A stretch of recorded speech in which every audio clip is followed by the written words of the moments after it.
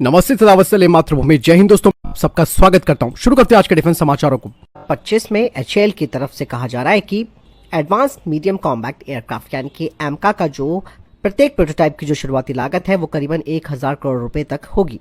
हालांकि उन्होंने ये भी कहा कि 2034 के आसपास जब ये एयरक्राफ्ट सीरियल प्रोडक्शन में आ जाएगा तब इसकी लागत में कमी आएगी। HAL ने 5 एमका के प्रोटोटाइप विकसित करने की एक बड़ी योजना बनाई है, जिसका इस्तेमाल डेवलपमेंटल फ्लाइट ट्रायल्स के लिए किया जाएगा और साथ ही साथ हथियारों के परीक्षण के लिए भी।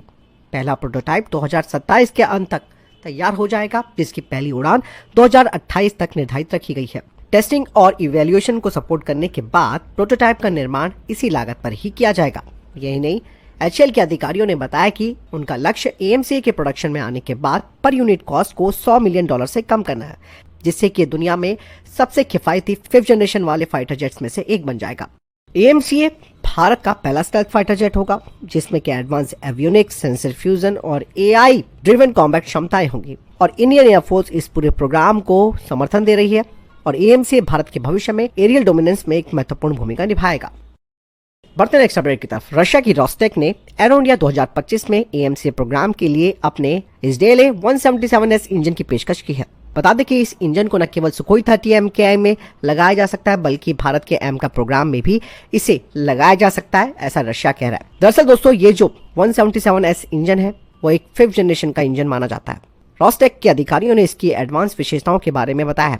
उन्होंने कहा कि ये पहले वाले जो AL-31FP इंजन है उनके तुलना में बेहतर थ्रस्ट प्रदान करता है और वर्तमान में इंडियन एयरफोर्स के सुखोई 30 MKI बेड़े में ये जो AL-31FP इंजन है उससे ज्यादा पावर इस नए इंजन की है। इसके अलावा 6000 घंटे तक की सेवा अवधि के साथ यानी कि सर्विस लाइफ के साथ 177S इंजन AL-31FP से 3 गुना फ्यूल एफिशिएंसी में सुधार और ऑपरेशनल लागत को भी कम करता है। इंजन का डिजाइन AL-51 के तत्वों पर आधारित है, जो कि रशिया के Su-57SL फाइटर जेट के लिए तैयार किया जा रहा है। AL-51 का अभी परीक्षण चल रहा है। यहाँ पर जो दोस्तों ये जो इंजन है 177S, इसकी काफी विशेषताएं, जैसे कि इसका बेहतर थ्रस्ट टू वेट रेशियो और बड़ी हुई विश्वसनीयता। रोस्टेक के अधिकारी बताते हैं कि 177S AL-31FP के समान ही जो डायमेंशंस है उन्हें रखता है, यानी कि इसे आसानी से सुखोई 30 MKI फाइटर जेट में लगाया जा सकता है और पुराने इंजनों की जगह ये ले सकता है।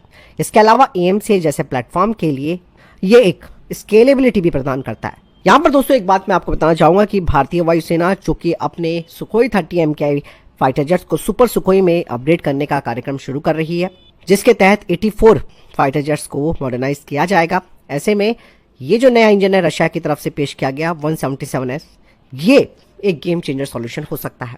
भारत का जो AMCA फाइटर जेट है उसे स्टेल्थ, सुपर क्रूज और एडवांस सेंसर फ्यूजन की आवश्यकताओं को पूरा करने के लिए डिजाइन किया जा रहा है। ऐसे में इस फाइटर जेट के लिए शक्तिशाली और विश्वसनीय इंजन की आवश्यकता होगी। आपको मैं बता दूं कि एमका के लिए जो शुरुआत में जनरल इलेक्ट्रिक के F414 इंजन का इस्तेमाल किया जाना है वो केवल 98 किलोन्यूटन का थ्रस्ट जनरेट करते हैं, लेकिन भारत सुपर क्रूज और बड़ी हुई लड़ाकू क्षमताओं को अगर सक्षम करना चाहता है तो भारत के लिए 110 से 120 किलोन्यूटन का थ्रस्ट चाहिए होगा। इसीलिए इसके लिए भारत एक शक्तिशाली इंजन का ऑप्शन तलाश रहा है। ऐसे में रशिया का 177S जो इंजन है वो एक बेहतर सॉल्यूशन यहाँ पर प्रदान करता है। यहाँ पर बात सामने इस बात को लेकर भी आती है कि क्या रशिया हमें इसकी तकनीकी हस्तांतरण करेगा या फिर लाइसेंस प्रोडक्शन इनका भारत में किया जाएगा, जैसे कि सुखोई 30 MKI के इंजनों के साथ होता है।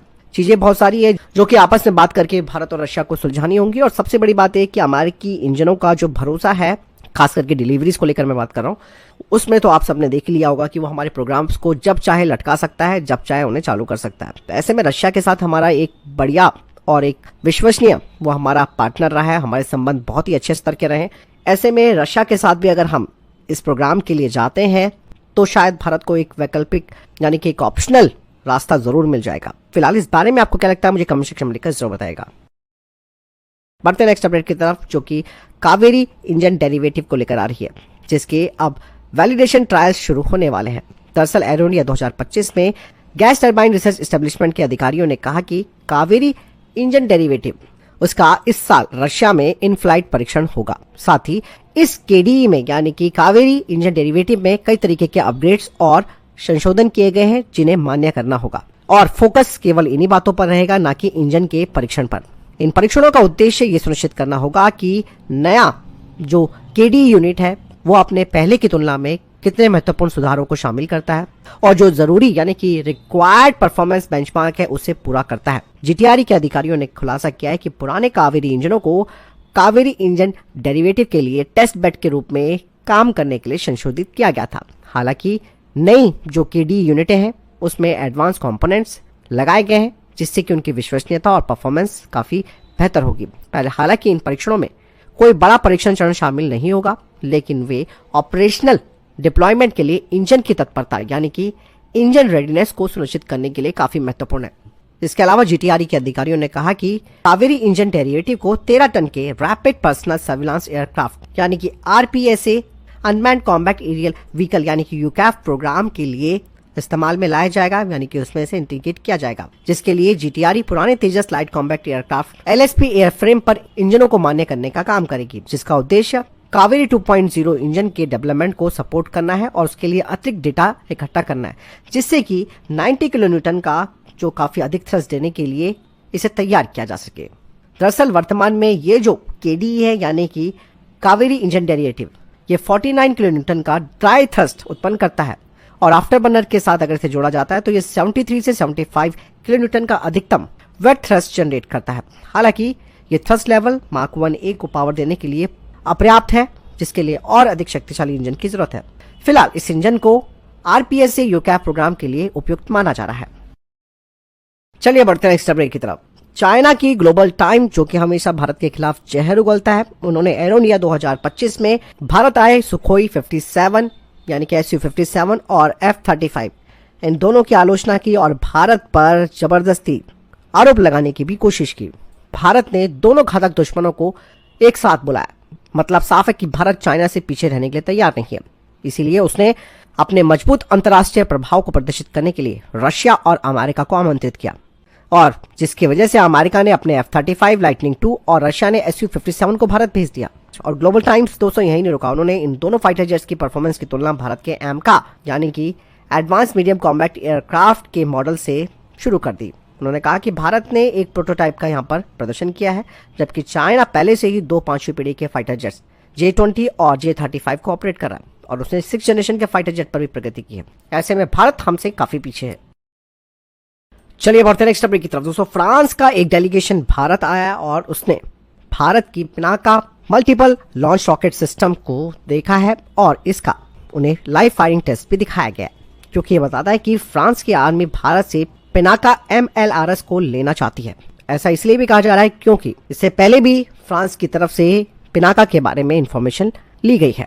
हाल ही में फ्रांस की आर्मी का ये जो डेलीगेशन आया था उन्हें पूरी तरीके से इस सिस्टम के बारे में जानकारी दी गई और उन्हें लाइव फायरिंग डेमोन्स्ट्रेशन भी दिखाया गया। मतलब यह है कि भारत के एडवांस आर्टिलरी सिस्टम्स में फ्रांस काफी इंटरेस्ट दिखा रहा है। दरअसल फ्रांस भी अब अपनी आर्टिलरी सिस्टम्स को बदलना चाहता है जो कि पुराने हो रहे हैं, इसीलिए वो भारत के साथ इन्हें लेकर बातचीत कर रहा है। डीआरडीओ के द्वारा विकसित और सोलर इंडस्ट्रीज, L&T और टाटा एडवांस सिस्टम लिमिटेड और ऑर्डिनेंस फैक्ट्री बोर्ड जैसी कंपनियों के द्वारा निर्मित पिनाका जो कि एक multi barrel rocket launcher system है, जिसे कि रैपिड और कॉन्सेंट्रेटेड फायर पावर प्रदान करने के लिए डिजाइन किया गया है। ये सिस्टम एक हाई मोबिलिटी टाटा ट्रक पर लगाया गया है जो कि काउंटर बैटरी फायर से बचने के लिए शूट और स्कूट टैक्टिक्स को सक्षम बनाता है। पिनाका 44 सेकंड में 12 रॉकेट दाग सकता है जो कि 1000 बाई 800 मीटर के क्षेत्र को कवर करता है, यानी कि ये सैन्य जमावड़े और दुश्मनों के बुनियादी ढांचे और किलेबंदी को बेअसर कर सकता है। हालांकि फ्रांस का ये जो डेलीगेशन आया हुआ है उसे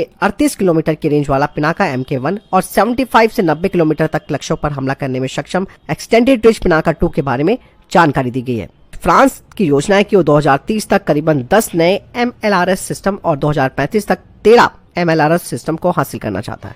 ऐसे में भारत का ऑप्शन उसके लिए बहुत अच्छा है और प्रॉब्लम यहाँ पर सिर्फ ये है कि कहीं हमारे इन हथियारों को यूक्रेन का ना दे दे, क्योंकि यूरोपियन कंट्रीज का ये हमेशा से एक हिसाब किताब ऊपर नीचे रहा है कि भारतीय गोला बारूद भी हो तो वो कहीं ना कहीं से यूक्रेन पहुंच जाता है और उसका इस्तेमाल रशिया के खिलाफ होता है। इसके लिए भारत को एक रणनीति बनानी होगी कि भाई ठीक है, अगर आप हमारे पिनाका का इस्तेमाल करते हो तो ये आपके पास होना चाहिए, इसे आप किसी तीसरे देश को नहीं भेज सकते हो। तो चीजें यहाँ भी समझने वाली बात है। हालांकि भारत का डिफेंस एक्सपोर्ट बढ़ेगा, बट भारत किसी युद्ध में डायरेक्टली इन्वॉल्व नहीं होना चाहता है।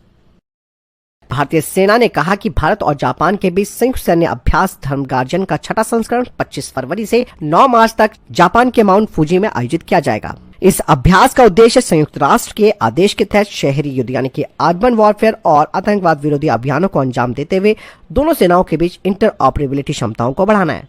बढ़ते नेक्स्ट अपडेट की तरफ। दोस्तों, अमेरिका और भारत ने एक नए 10 वर्षीय रक्षा ढांचे पर साइन किए हैं जो कि 2025 और 2035 के बीच की अवधि के लिए है। इस समझौते से दोनों देशों के बीच डिफेंस जो सिस्टम्स हैं और सर्विसेज हैं उनका आसानी से हस्तांतरण हो पाएगा और खरीद प्रक्रिया में जो दक्षता है यानी कि एफिशिएंसी है उसे भी बढ़ावा मिलेगा। इस बारे में सेना प्रमुख जनरल उपेंद्र द्विवेदी ने इस 10 वर्षीय योजना की सराहना की। उन्होंने कहा कि ये काफी अच्छी खबर है। संयुक्त उत्पादन से हमारे देश में डिफेंस प्रोडक्शन को काफी फायदा होगा। बढ़ते नेक्स्ट अपडेट की तरफ।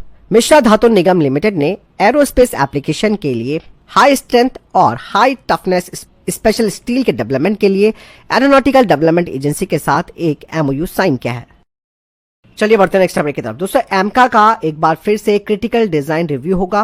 दरअसल इससे पहले इनहांस स्ट्रेस और लोडिंग टेस्ट इसके किए गए थे, जिसके बाद ये कहा गया कि एएमसीए के डिजाइन में कुछ एडिशनल ट्विक्स करने की जरूरत है और इसकी मेटल कटिंग जो एक्टिविटीज है वो 2025 के अंत में आयोजित की जाएगी।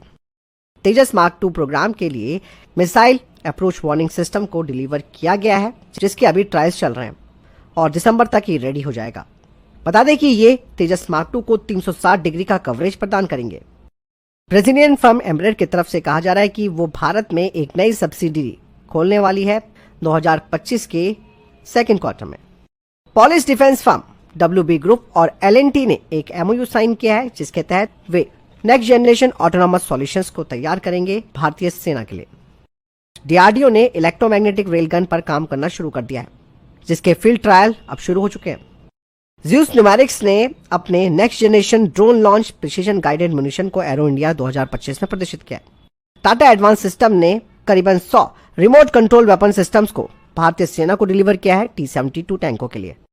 DRDO अब जल्द ही 75 किलोमीटर रेंज वाली नेवल वेरिएंट ऑफ पिनाका यानी कि पिनाका के नेवल वेरिएंट रॉकेट का परीक्षण करेगा, जिसे कि अंडर वाटर ऑपरेशन और सबमरीन काउंटर मेजर्स के लिए इस्तेमाल किया जाएगा। डेटा पैटर्न्स ने 10 इलेक्ट्रॉनिक वॉरफेयर किट्स तैयार की हैं सुखोई 30 MKI फाइटर जेट के लिए, जिनका नाम तालोन शील्ड है। तो फिलहाल इतने देखिए टॉप डिफेंस अपडेट। वीडियो के सामने कोई प्रश्न जवाब है, आपको कोई सवाल है, कमेंट सेक्शन में लिखकर जरूर पूछ सकते हैं। वीडियो को लाइक और शेयर जरूर कीजिएगा। जय हिंद, वंदे मातरम।